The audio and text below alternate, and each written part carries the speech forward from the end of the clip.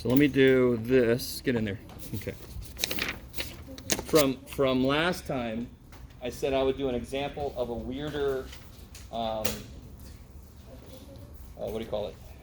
Limit definition problem.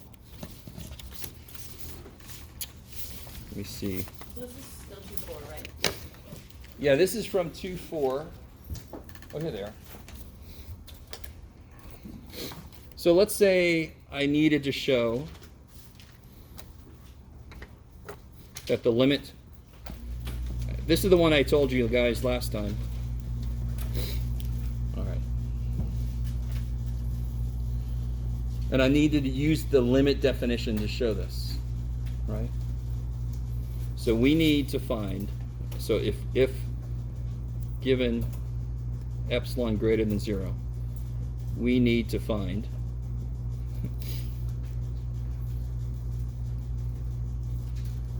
what in the fudge? No, so we need to find what? Does anyone remember? If we're given epsilon, we have to find a, so we're given epsilon, we've got to find a delta such that if x minus what is less than what, X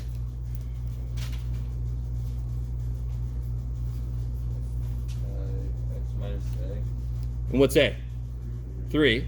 If I get close to 3, remember absolute value is distance, so if I get close to 3 on my inputs, my outputs have to get close to what? If that's really the limit, if my inputs get close to 3, my outputs have to get close to 9. I like it. I like it. This is going to be exceptionally strange. And does this look like a difficult problem?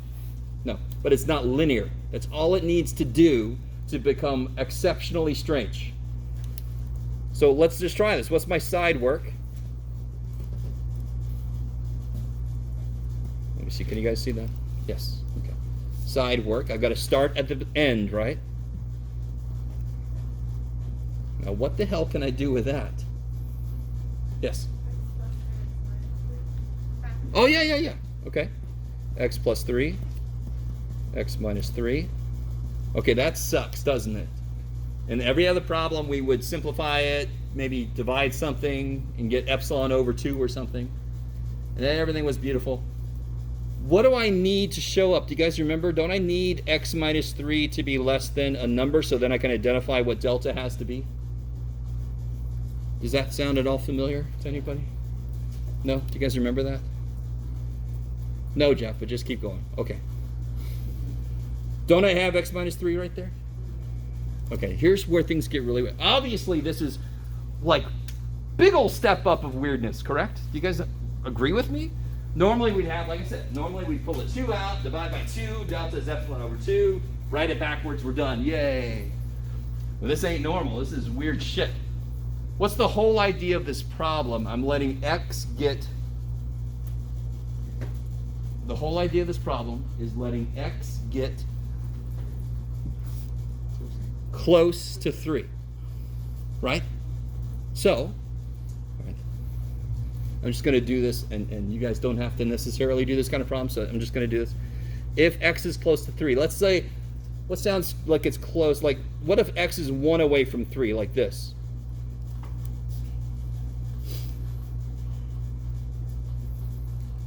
Right? No? If we far out. All right.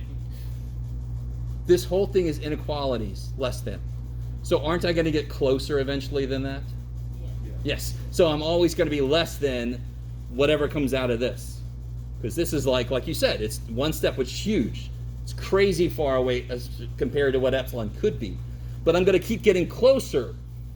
So I'm always going to be less than whatever happens there. Because I'm going to get closer. I'm always going to be less than that. And what I need to show is less than. What is x plus 3 in this case? What's it between? If x is 2, x plus 3 is 5. If x is 4, x plus 3 is 7. So isn't this less than 7? Yeah. And stay with me now. If I get closer, isn't that still going to be less than 7?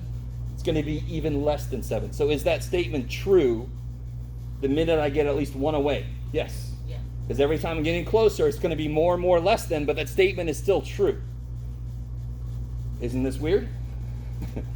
You are, I know, you are like, I didn't like it in the beginning, and now we got this version. So watch this. This is so cool. So then I can replace this. Now watch. Isn't this less than this?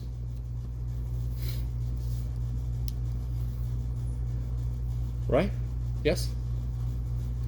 Which is less than epsilon. This, if I replace this with 7, it's less than that, because x plus 3 is less than 7. Yes? Okay, I like it. And then I can do what I'm used to.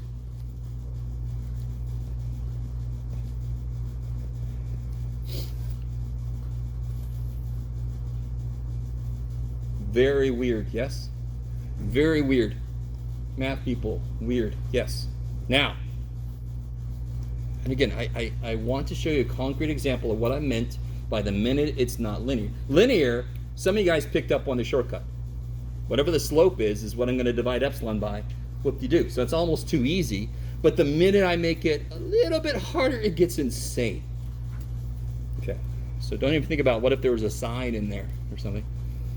Hello.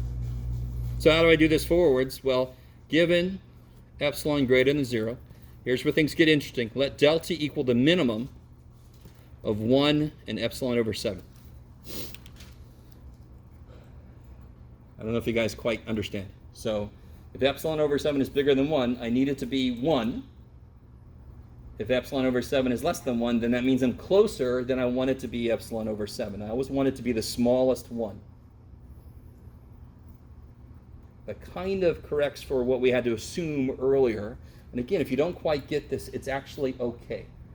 My whole purpose for showing you this is to show you what the next level up kind of looks like. Yeah. Can you tell me where you got the 1 again? Yes, because we assumed 1 in this step right here. Sorry. Right here. If I'm within 1, Within 1, okay. then I know what x plus 3 was within. So that's where that 1 comes from. What if I'm closer? So somebody else asked, we're going to get closer than 1. Yes, so that's why I pick the smaller one. I pick the smaller one between those two. So if I'm within 1, the work I did guarantees that I'm going to stay within that target, right? The target, are you guys with me? So if this gets bigger, doesn't staying within 1 still stay in the of course it does. If this gets bigger and 1 was cool with the smaller one, isn't it still cool with the bigger one? I like it. So if I let delta be the minimum between those two, I will always make sure that I'm staying within. I want to pick the smaller distance so that I'm always guaranteed to stay within. Okay. So then, this is where things still don't get any better. So then I know 2 things. I know this, and I know this. Right? Because delta is the smaller one of these two. So I know that x minus 3 has got to be less than this, and I know it's got to be less than 1. So if this is true, I'm basically doing, now you might start to see how I'm going backwards. If this is true, then 2 is less than x is less than 4.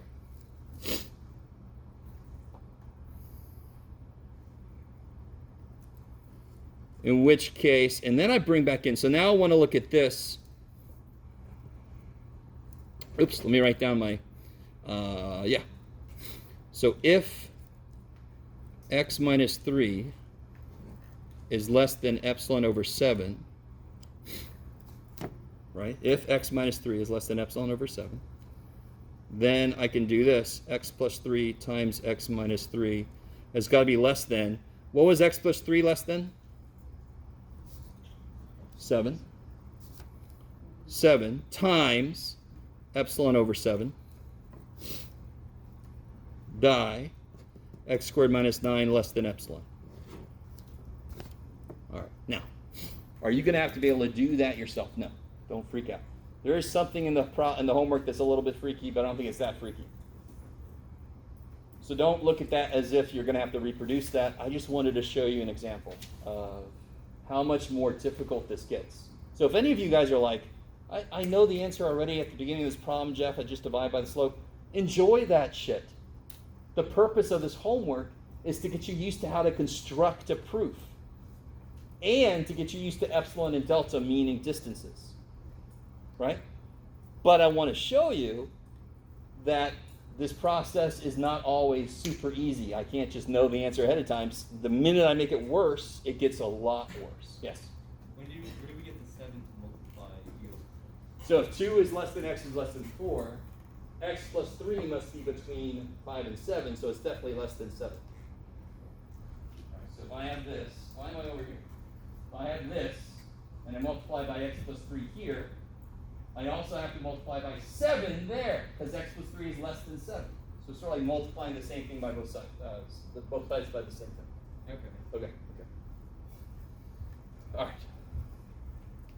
right. I almost didn't want to do this because I don't want to spend a lot of time on here. That's weird, but again, you don't have to be able to do this yourself. You're fine. I just wanted to show you one example of what I said earlier. It gets infinitely worse very quickly. Okay. Yeah, let's do this. Let me say one thing about section 2.3 and then I'll let us out of here. The squeeze theorem piece. Oh, let me see if I can find some blank paper. I've written on everything. Here we go. So there is a theorem called the squeeze theorem.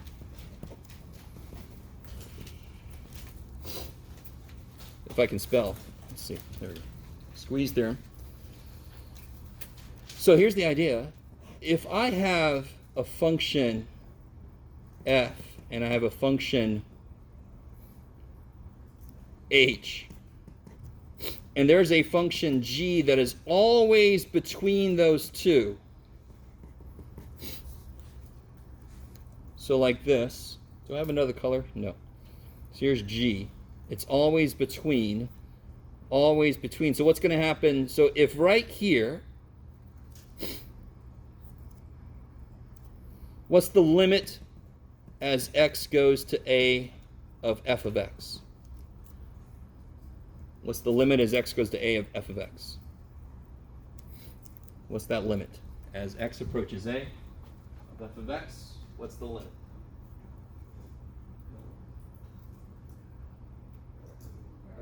L, right? And what's the limit as x approaches a for h? Also L. So what do you think that means for this guy? What's the limit as x goes to a for this guy have to be? Because it has no other options, right? That's where the squeeze part comes in. So if I have two functions that another function is always between, and the two functions approach a number at a certain point, the middle one has to. That almost seems too easy, hopefully, maybe. The basic idea, and you see why it's called squeeze. So how do I use this shit, though? All right, that gets a little more interesting.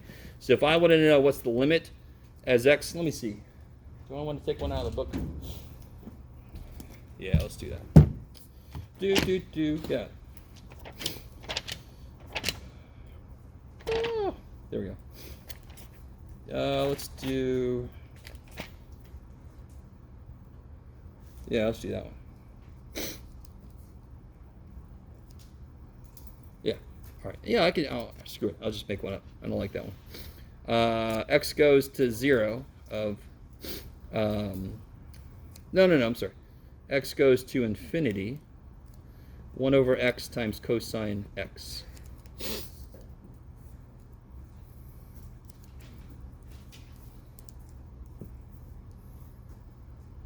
Okay. Now watch this. What is cosine x always between? Negative 1 and 1. What do I have to do to this to capture the function I'm being asked to look at? What do I have to do to everything to make the middle become this, of course? Multiply everything by 1 over x. Is that cool?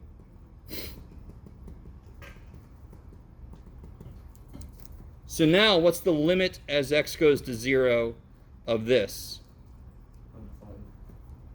I'm sorry, infinity. Yeah, thank you. What's the limit as x goes to infinity of this? Infinity. As x goes to infinity, what's negative 1 over x go to? 0. What's the limit as x goes to infinity of 1 over x? Also 0. So what must the limit as x goes to infinity, basically the question I was asked, what must that be?